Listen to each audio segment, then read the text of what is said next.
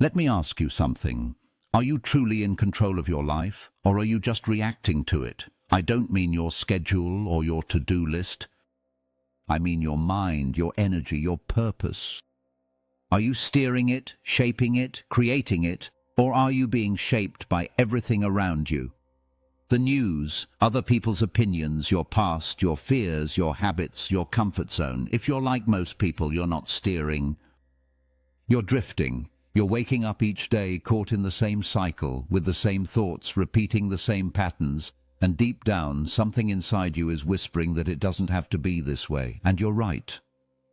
It doesn't. That's what we're going to talk about today. 7 principles. Not tips, not hacks, not fluff. 7 timeless, battle-tested, soul-refining principles that have the power to change your life instantly. Not because your circumstances will suddenly shift, but because your perspective will. And once that happens, everything else starts to move. Now I know what you're thinking. Can life really change instantly? Can years of self-doubt, distraction, anxiety, insecurity, procrastination, can all that really start to shift from a few philosophical ideas? Yes. If you understand them, if you live them, if you stop treating them like concepts and start treating them like commitments. The Stoics, people like Marcus Aurelius, Epictetus, Seneca, they didn't live in cozy libraries writing about peace and happiness while the world burned. They were in it. Emperors, slaves, exiles. Real people facing real life. And yet in the middle of the chaos, they built unbreakable inner worlds. They didn't escape the storm. They became the eye of it. And the reason their philosophy still echoes through the centuries is because it works. It's not trendy. It's not romantic. It's raw. It's honest. It demands something from you, but it gives you everything you've been looking for in return. Clarity, direction, peace, courage, discipline, purpose. That's what transformation is. Not waiting for the world to change, but changing yourself so radically, so deliberately, that the world no longer has power over you. That starts here. With these 7 principles, each one a lens, each one a weapon, each one a doorway to a life that doesn't just look better on the outside, but feels grounded and real on the inside. You don't have to have it all figured out right now. You just have to be willing to see differently, to think differently, to live differently. So if you've been stuck in your head, trapped in the past, paralyzed by fear, overwhelmed by everything you can't control, this is for you. If you've been waiting for the right moment to take your life back, it's not coming. This is the moment. This is the door.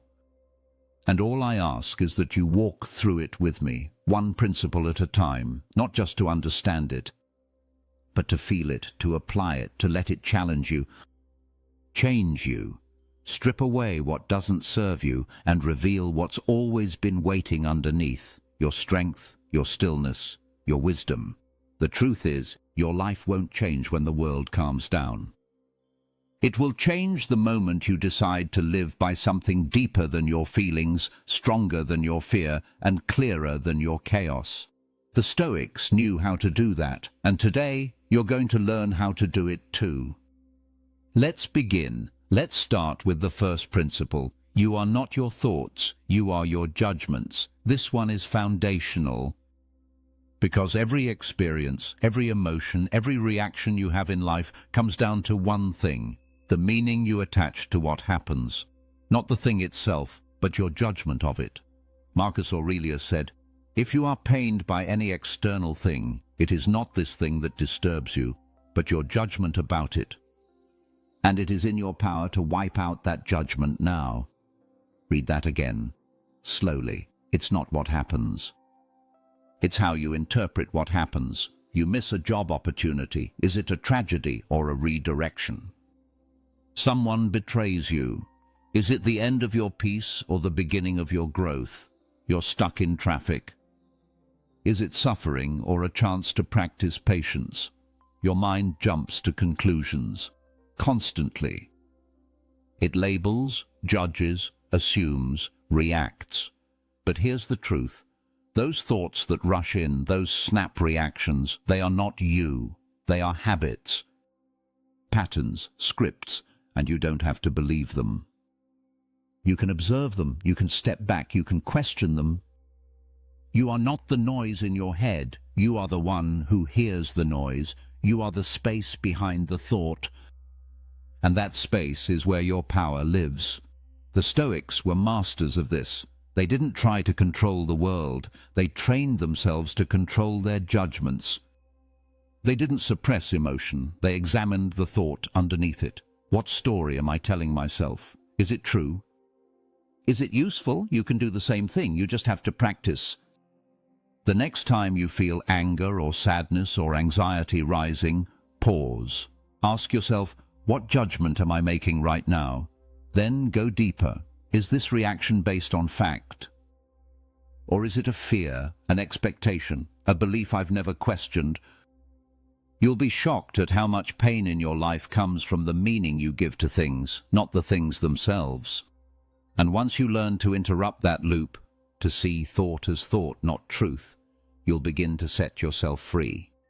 This doesn't mean you become numb. It means you become wise. You stop living at the mercy of every feeling. You start living from a grounded, deliberate place. You stop saying, I feel this, so it must be real, and start asking, is this the judgment I want to live by? That's the power of Stoicism, not to control the world, but to master your interpretation of it. And the moment you start questioning your judgments, you stop being a victim of your mind. You become its leader. Let's go to the next principle. Radical responsibility. Nothing outside can harm you. Now this one might hit hard. It's not soft, it's not comfortable. But it's liberating. Nothing outside can harm you, not unless you let it in. Not unless you give it permission. Not unless you decide to hand your peace, your power, your worth to something external. Epictetus said, it's not events that disturb people, it's their judgments about them. When we are frustrated, angry or unhappy, never hold anyone except ourselves accountable. That's radical, and it's rare, because most people spend their lives blaming their past, their parents, their boss, their ex, the government, the weather. Anything to avoid the truth that the only thing we control is how we respond. Now don't get it twisted. This isn't about denying injustice. It's not about pretending pain doesn't exist. Stoicism is not apathy, it's clarity. It's about seeing things as they are, then asking, what now? What is mine to own here? What part of this can I influence? Because the moment you make someone or something else responsible for your internal state, you've lost your freedom. You've put your happiness, your growth, your peace in their hands. But when you own it fully, you get it back. You get to say, I can't control how they acted, but I can control how I carry it. I can't change the past, but I can change the story I tell about it. I can't control what the world does next, but I can control who I become in response. That's power.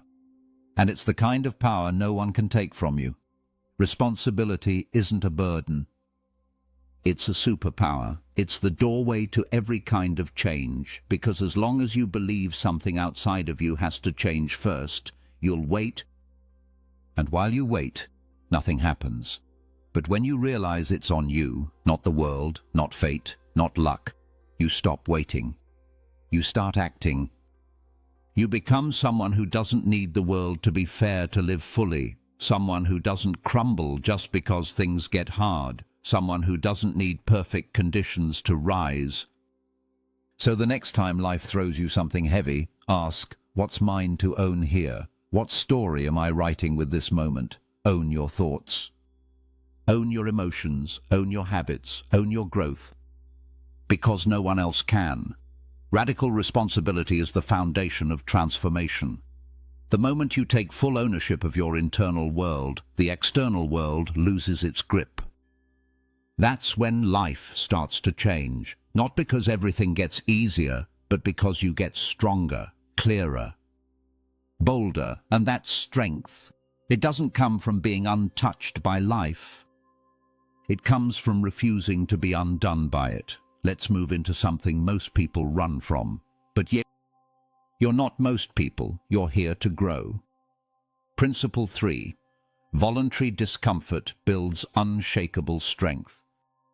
Discomfort is one of life's greatest teachers, but the world has trained you to avoid it at all costs. Stay warm. Stay entertained. Stay busy. Stay safe. We're told discomfort is a sign that something is wrong, that we should retreat, but the Stoics saw it differently. They saw it as an essential part of becoming who you're meant to be. Seneca practiced this. He would sleep on the floor, eat plain food, wear rough clothes, not because he had to, but because he wanted to remind himself that comfort is not a requirement for peace. He wanted to train his mind to be stronger than his circumstances, and you can do the same. You don't need to suffer unnecessarily. That's not the point. The point is to stop depending on ease to function, to stop being owned by convenience, to stop letting discomfort be your master. Every time you choose discomfort on purpose, whether it's getting up early, turning down the second helping, facing an awkward truth, holding a silence, going without a luxury, you prove something to yourself. You prove that you are the kind of person who chooses growth over comfort, that your commitment to who you're becoming is stronger than your craving for ease. And that kind of self-respect, it doesn't come from talking about it. It comes from doing it, from saying no when it's easier to say yes, from choosing the hard thing because it's the right thing. Voluntary discomfort is training for when life hits you with real pain, because it will. And when it does, your nervous system will already know how to stand. Your mind will already know how to respond. Your soul will already know it's stronger than what it's facing. The world isn't soft, so you can't be either. But strength isn't about pretending things don't hurt. It's about knowing you can move through the hurt without breaking. And you build that by doing hard things on purpose, by leaning into challenge, by seeking out resistance, not because you enjoy the pain, but because you've stopped fearing it. That's what separates those who rise from those who fold. One group avoids discomfort at all costs. The other group uses it to forge character, discipline, and inner peace. So stop asking for life to be easier. Start asking for the strength to handle more, and then build that strength, one uncomfortable choice at a time. Now let's go even deeper. Principle 4. Death is near. Let it refine your focus. This one is raw, uncomfortable. But it's where the power lives. Memento mori. Remember, you will die. You hear that and it feels heavy, too intense, too dark. But the Stoics didn't see death as a morbid fascination. They saw it as the ultimate motivator, the ultimate mirror, the ultimate filter for what matters. We live like we have all the time in the world. We say later like it's a promise written in stone. But the truth is, you don't know if you'll be here tomorrow. Neither do I. Neither did Marcus Aurelius. And that's the point. Because when you face your mortality, not in theory but for real, you stop wasting time.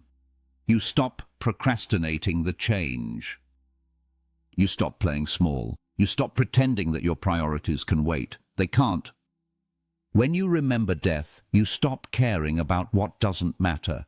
You stop obsessing over what they said, over how you look, over things that won't even register when you're on your deathbed. You see clearly. You think clearly. You act decisively, because you know the clock is ticking. Memento mori isn't about living in fear. It's about living in truth. And truth brings urgency, not panic. Urgency, the kind that burns away distraction, the kind that wakes you up when you're drifting, the kind that pushes you to speak the words you've been holding back, to take the leap you've been delaying, to become the person you were meant to be, not someday, but now. Every day you wake up is a gift, but it's not a guarantee. It's a loan, and one day it will be called in, so how are you spending it? Are you building something that will outlast you? Are you becoming someone your future self will be proud of? Or are you just getting by, hoping for more time later? You don't need more time. You need more intention. You need to live like you're going to die. Because you are. And once you embrace that, not in theory, but deep in your bones, you'll stop wasting your life. You'll say what needs to be said. You'll do what needs to be done. You'll show up fully, and you'll stop waiting for permission. That's what the Stoics did, and that's what you can do too. Let death be your reminder, your wake-up call, your compass, because when you live in the shadow of death, you start to shine. You start to live not out of fear, but out of focus. So take a breath, feel the weight of your mortality, and then let that awareness shape your choices, because when you do, every moment becomes sacred, every action becomes deliberate, and every day becomes an opportunity to live fully, love fiercely, and leave nothing on the table. Let's keep going. Principle 5. Live by virtue, not validation. We're surrounded by noise, opinions, likes, comments, comparisons. Everyone's watching everyone else, trying to win at a game that has no finish line, trying to be seen, approved, admired. But the Stoics saw right through that. They knew that chasing validation is a trap, that living for applause is the fastest way to lose yourself. They believed in something deeper, virtue, character. Living according to your highest values, regardless of who's watching. Doing the right thing because it's right, not because it's popular. Marcus Aurelius said, "Just that you do the right thing. The rest doesn't matter." That's a line worth living by. Because when you build your life on virtue, you build something unshakable. You don't have to fake it. You don't have to perform. You don't have to please anyone to feel peace. But when you build your life on validation, you're always at the mercy of something outside of you. Someone doesn't like you, your whole mood shifts. Someone criticizes you. You spiral. Someone ignores your work. You question your worth. That's not freedom, that's bondage. The Stoics understood that true freedom comes from within, from knowing who you are, from holding yourself to your own standard, from refusing to betray your principles just to fit in or be liked. Virtue isn't about being perfect, it's about being honest, being disciplined, being courageous, being just. It's about living in alignment with the kind of person you'd admire, even if no one else ever noticed. And when you do that, you gain something rare, inner approval, the kind that can't be taken from you, the kind that lets you look in the mirror and respect what you see, not because you've achieved perfection, but because you've chosen integrity. So ask yourself, are you making choices because they align with your values, or because you're chasing someone else's approval? Are you doing what's right, or just what's easy? Every day you get the chance to build your character. Every decision is a brick. Are you building a strong foundation, or a fragile one? Let go of the need to be liked. Let go of the urge to impress, and focus on who you're becoming, because that's what lasts. The opinions of others will fade, the trends will change, the noise will come and go. But your character, that's yours to keep. Live by virtue, not validation. It's quieter, but it's stronger, and over time it will lead you to a life of peace, clarity, and purpose that no one can give or take away.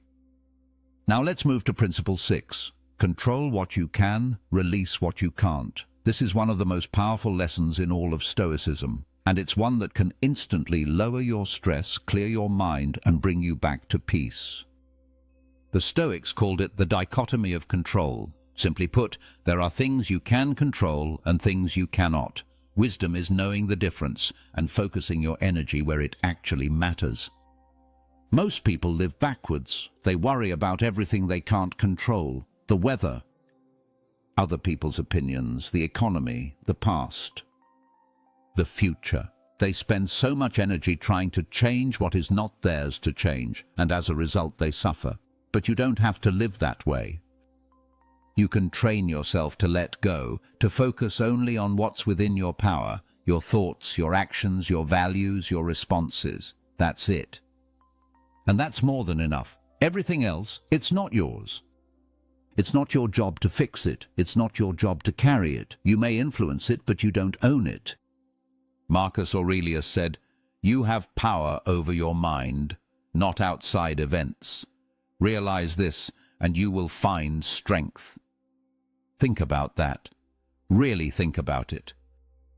You can't control if someone understands you, but you can control how clearly you communicate. You can't control if the world is fair, but you can control if you are. You can't control what happens to you, but you can control what it means to you. And in that space, in that shift, is your freedom. It doesn't mean you become passive. It means you become precise. You stop wasting energy on what drains you and start investing it in what builds you. You stop trying to win a game you can't control and start mastering the one you can. You can choose what you focus on. You can choose what you believe. You can choose how you show up. And when you do that consistently, your life starts to change, not because the world bends to your will, but because you've stopped letting the world control your peace. So here's your challenge. Every time you feel overwhelmed, pause. Ask yourself, is this in my control? If the answer is no, release it. If the answer is yes, act with courage, clarity, and focus. It's that simple, not easy, but simple. And with practice, it becomes a habit, a reflex, a way of moving through the world with power instead of panic. Control what you can, release what you can't, and let that become your compass, your calm, your edge. Because when your energy is aligned with your influence, you become unstoppable, not because the world becomes easy, but because you become steady. Now we arrive at the final Stoic principle. Number 7, amor fati, love everything that happens. At first this sounds insane, love everything that happens. Even the pain, even the failure, even the betrayal. Yes, especially that. Amor fati doesn't mean tolerating life. It means embracing it, not just accepting what comes your way, but loving it, owning it, using it. Amor fati means that nothing is wasted. Every loss, every delay, every twist in the road, it's all part of the story. And when you live by this principle, you stop fighting reality. You stop resenting the path. You stop asking, why me? And start asking, what is this here to teach me? This isn't about giving up. This is about showing up with courage, with presence, with your whole heart, no matter what life throws at you. Epictetus said, "Don't seek for everything to happen as you wish it would, but rather wish that everything happens as it actually does. Then your life will flow well." That's amor fati. It's the mindset that turns obstacles into fuel. It's the strength to say, even this, especially this, is for me. You lost the opportunity? Good. Now you're free to pursue what actually aligns with your purpose. You were rejected. Good. Now you learn resilience and self-respect. You made a mistake. Good. Now you get to grow from it in a way comfort never could have taught you. When you live with amor fati, you stop being at war with your life. You align with it. You walk through it awake, engaged, open. You stop needing the script to change because you trust yourself to rise no matter what's on the page. And here's the secret. The moment you stop resisting your circumstances, your power multiplies. Resistance drains you. Acceptance empowers you.